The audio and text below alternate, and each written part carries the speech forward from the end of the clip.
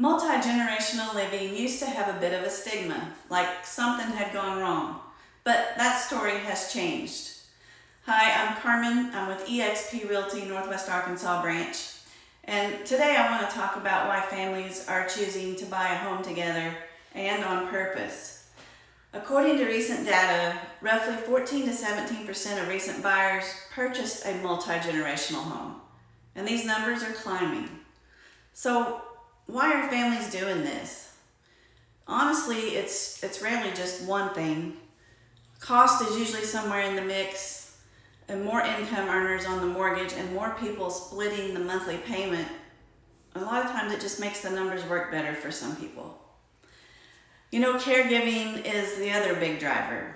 Having aging parents close or being close to your adult kids is something a lot of families deeply value and don't really want to outsource.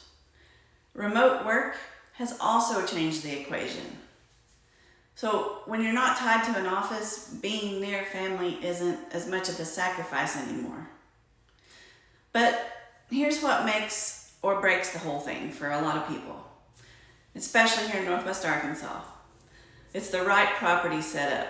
And this is a biggie, and especially again here in Northwest Arkansas, there's a ton of homes that don't have this kind of setup. There's not very many homes.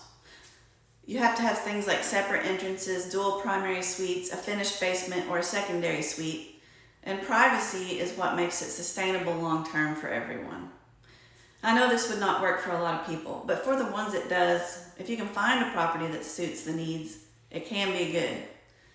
And I would say before anyone signs anything, the financial and legal conversations need to happen. Who owns what, how costs are split, and what happens if circumstances change. There's definitely a lot of moving parts to make this all happen. The families who thrive in this setup all have one thing in common. They went in with eyes open and a real plan.